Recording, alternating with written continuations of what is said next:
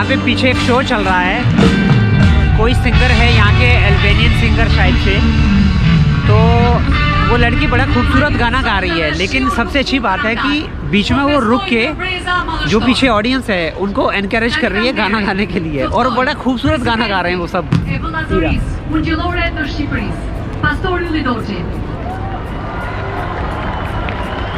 ठीक है,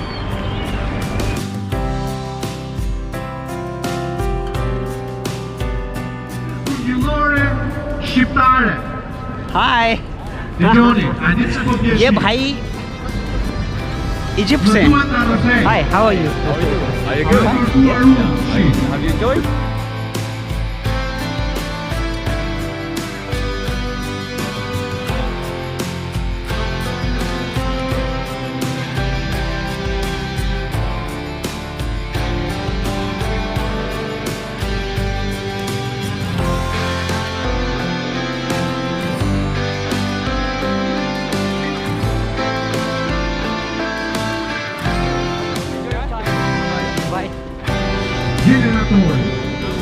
ये भाई इजिप्ट से हैं और ये ऐसे ही मिल जाते हैं ट्रैवलर कोई ना कोई। ये दरअसल मुझे ऐसे ही स्ट्रीट पे मिल गए थे कल, तो इन्होंने पूछा, एक्चुअली हमारी जो शक्लें हैं, हम जो लोग हैं ना इजिप्ट साइड के, हम लोग लगभग एक जैसे दिखते हैं, तो इनको लगा शायद कोई इनका बंदा होगा इजिप्ट से।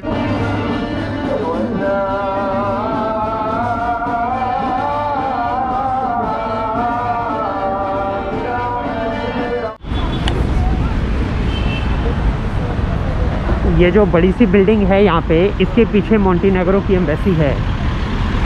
एक्चुअली मैं लेट हो गया था थोड़ा, 1:15 हो रहे हैं और एम्बेसी बंद हो चुकी है 1 घंटे के लिए, लंच टाइम होगा शायद से। तो उन्होंने कहा कि आप प्लीज़ 1 घंटे बाद आइए।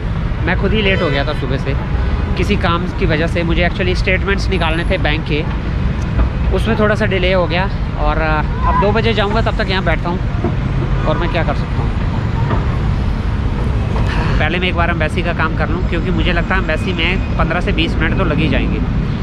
एम्बेसी हालांकि खाली रहती है यहाँ पे, आप कभी भी जा सकते हैं, बिल्कुल खाली रहती है। परसों मैं गया था, तो परसों तो सीधा जो इंटरव्यू लेने वाला वो सीधा उसके कैमरे में मुझे बैठा दिया। तो उसने बोला कि लाओ फॉर्म उस टाइम पे मेरे पास नहीं। मैंने कहा मैं तो पता करने आया हूँ आज। कह रहे अच्छा ठीक है। फिर उसने एक लड़की को बुलाया कि इनको सारा समझा दो, और आज मैं सारे डॉक्यूमेंट्स लेके आया हूँ, और उम्मीद है कि 1 हफ्ते से लेके 10 दिन के बीच में मुझे ये वीज़ा मिल जाएगा। तब तक हम अल्बानिया घूमेंगे। ये मैं आ गया जी मोंटेनेग्रो की एम्बेसी से बाहर। मोंटेनेग्रो का वीज़ा अप्लाई करना बहुत ही इजी है, और इवन बहुत छोटी सी एम्बेसी है यहाँ पे। ये वाली बस मुझे बड़ी मस्त लगती है। अच्छा, एक चीज़ बता देता हूँ, ये एक्चुअल में बहुत लंबी बस होती है। हमारे दिल्ली में एक कॉरिडोर शुरू हुआ था BRT, बस रैपिड ट्रांजिट, लेकिन उसका पहले नाम था HCBS।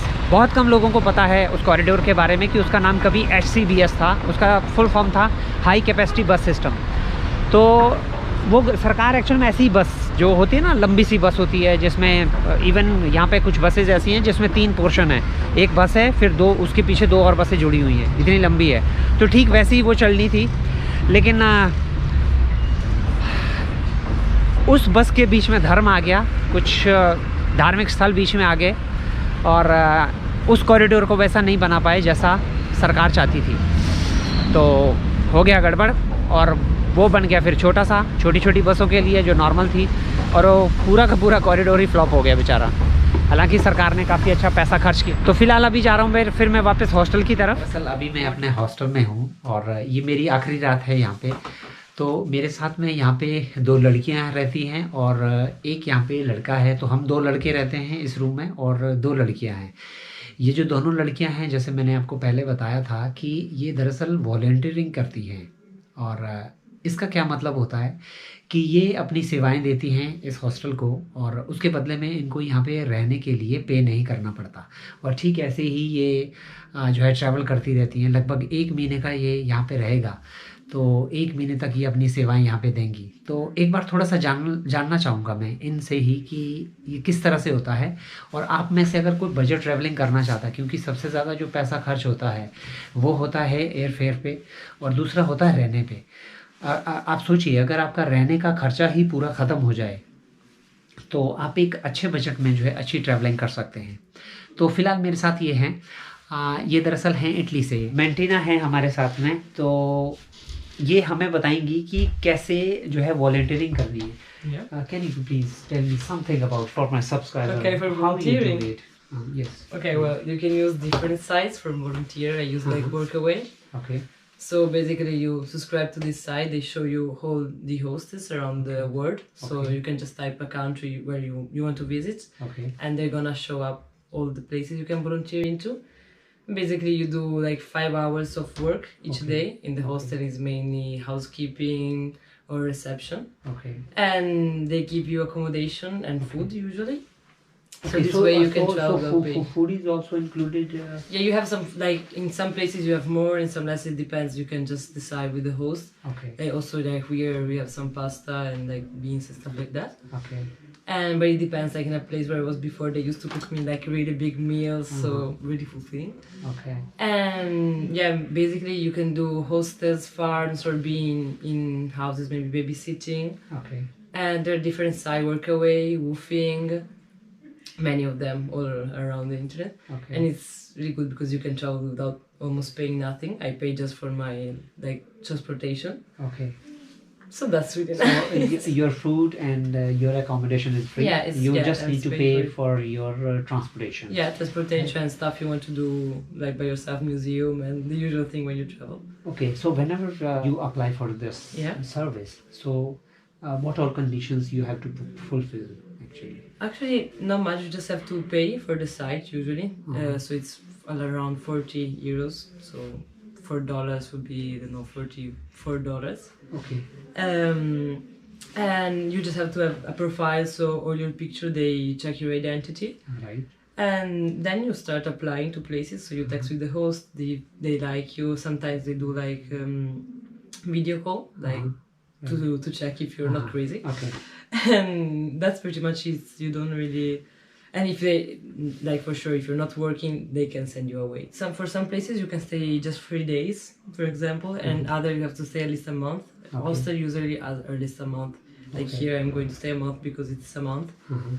But it really depends, and that's the cool thing, that you can find totally different places and do and learn really different stuff. Okay. Suppose if I want to do the same work, host says that you need to work for 1 month, but after 15 or 18 days, I don't like to work there. You so is it can- possible yeah. that I can just terminate that agreement? Yeah, you can totally, like, you're not bound to the place in any way, Okay. but they leave a review usually on your profile, and other hosts use that review to know a little bit about you. So if you live in good condition, you just tell them that you want to do something else, maybe it will be totally fine.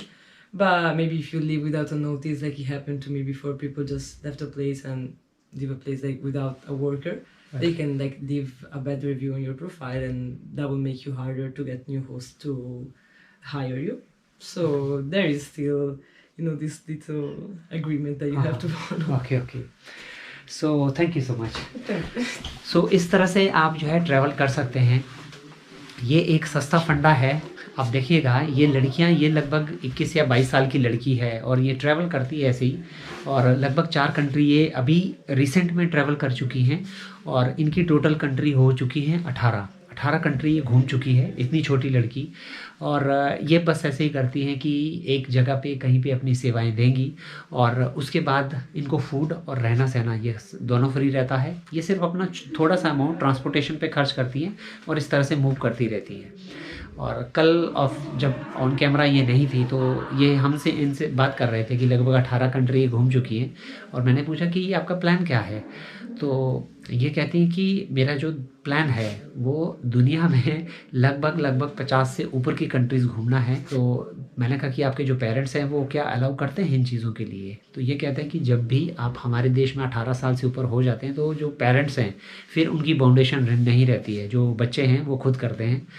मैंने कहा कि हमारे यहाँ तो हम भैया इतने बुढ़े हो गए हैं और हमारे अभी भी घर वाले जो है हमें कहते हैं कहाँ जा रहे हो तो हमारे देश का थोड़ा हिसाब अलग है।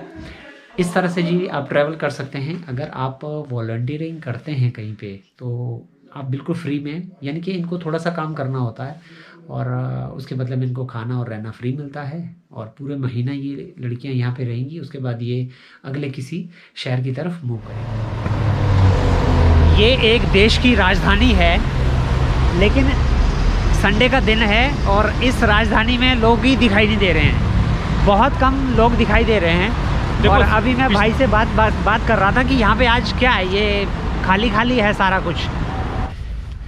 तो अभी फ़िलहाल हम लोग नदी के किनारे जा रहे थे, लेकिन हम लोग वापस आ गए। दरअसल अंधेरा है और ये जो मेन रोड है आपको दिखाई दे रही होगी, मुझे पहले लगा ये कोई हाईवे है जो कि किसी दूसरे शहर में जा रहा होगा, लेकिन दरअसल ये जो रोड है आगे जाके ख़त्म हो जाता है। और यहाँ पे काफ़ी सुंदर बना हुआ है, साइकिल के लिए बना हुआ है। और यहाँ पे पीछे आप देखेंगे जो पैदल चलने वाले हैं उनके लिए ट्रैक बना हुआ है। तो हम लोग फिर वहाँ तक पूरा एकदम लास्ट तक गए और लास्ट के बाद में फिर हम लोग वापस आ गए, क्योंकि ये जो पूरा ट्रैक है लगभग 3.5 किलोमीटर का है। यानी कि हम वहाँ सिटी सेंटर से 3.5 किलोमीटर इधर आए हैं पैदल और 3.5 किलोमीटर हमें फिर वापस जाना है। लगभग 7 किलोमीटर हमारा हो जाएगा इवनिंग वॉक आज, जो कि काफ़ी लंबी इवनिंग वॉक है। बहुत टाइम हो गया हमें निकले हुए, लेकिन सच बात यह है मज़ा आ रहा है।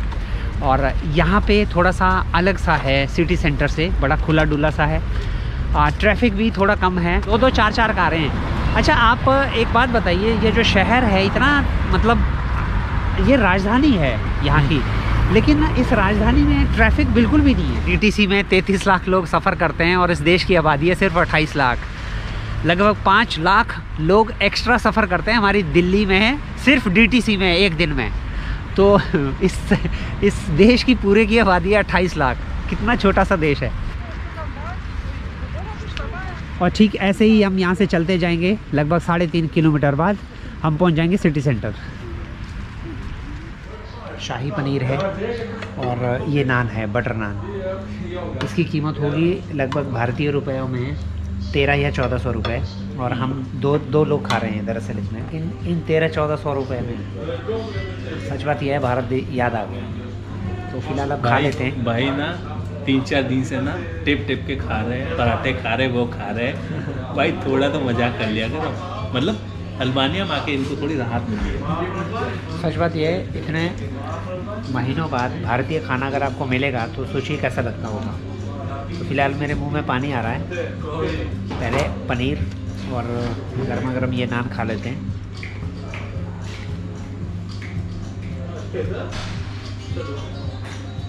ये दरअसल एक इंडियन रेस्टोरेंट है यहाँ पे,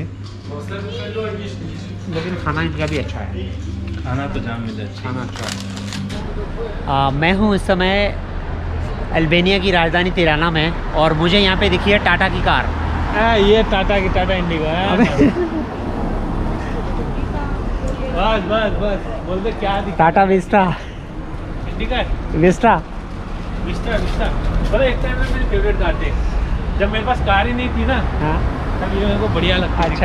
अच्छा एक बात है, भारत से अगर कोई भी चीज़ रिलेटेड हो, देखिए नॉर्मली ये कार अगर मुझे भारत की गलियों में नज़र आती तो शायद मैं देखता भी नहीं, लेकिन जैसे मेरी नज़र पड़ी टाटा, मैंने तुरंत अपना कैमरा निकाला कि भाई टाटा की कार है यार।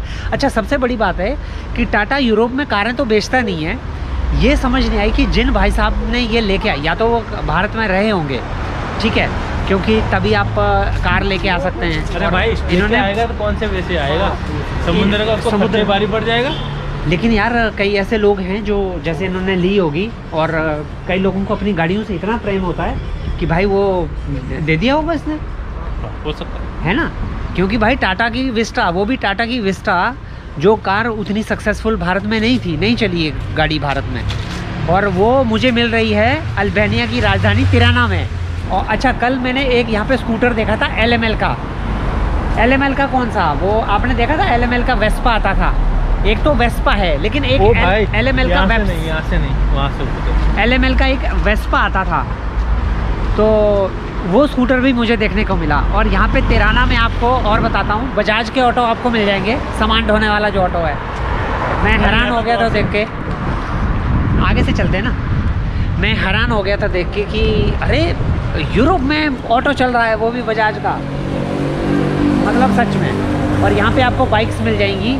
यहाँ पे बाइक का जो शेप है वो थोड़ा सा अलग रहता है। बाइक्स वैसी हैं 110 सीसी के आसपास की, 110 से 125 सीसी की, लेकिन उनकी जो शेप है वो स्कूटी की तरह है। टायर बड़ा है जैसे बाइक का हमारे यहाँ होता है, शेप स्कूटी की तरह है, यानी कि बीच में आप सामान रख सकते हो, उस टाइप का जैसा है हिसाब। ये जैसे ये भाई है। अब हमारे यहाँ पे जो है या तो ये स्कूटी होती है, बिल्कुल छोटा टायर होता है, ये देखिए, तो या तो ये स्कूटी होगी हमारे यहाँ पे छोटा टायर, लेकिन यहाँ पे क्या है, टायर बड़ा है पूरी बाइक का। जैसे हमारे यहाँ पे जो 110 सीसी या 125 सीसी की बाइक्स हैं उनके जैसा टायर है, लेकिन शेप इसका स्कूटी की तरह है। एक चीज़ हम आप सबको बताएंगे कि इंडिया में पानी की कॉस्ट और अल्बानिया में पानी की कॉस्ट इक्वल है।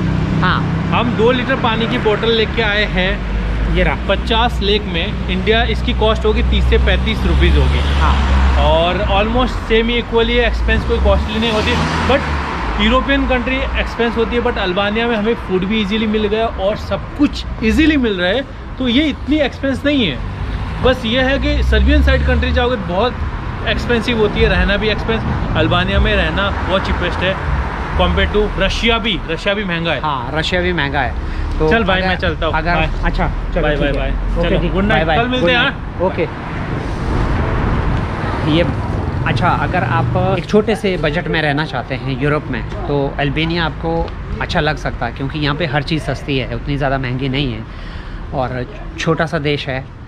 लगभग 28 लाख लोग रहते हैं इस पूरे देश में। हालांकि भारत के हिसाब से ये जनसंख्या बहुत ही छोटी है, लेकिन बहुत खूबसूरत देश है, शांत है। अगर आपको क्राइम यहाँ पे लगभग ना के बराबर है, तो अगर आप प्लान बनता है यूरोप में लेने का तो अच्छा ऑप्शन हो सकता है। ये आ गया जी मेरा हॉस्टल।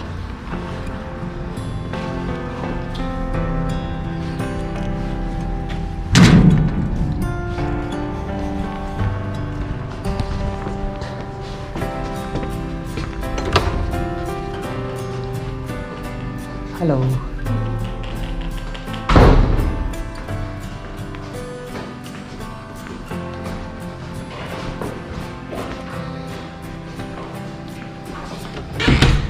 ये है जी कमरा। हेलो।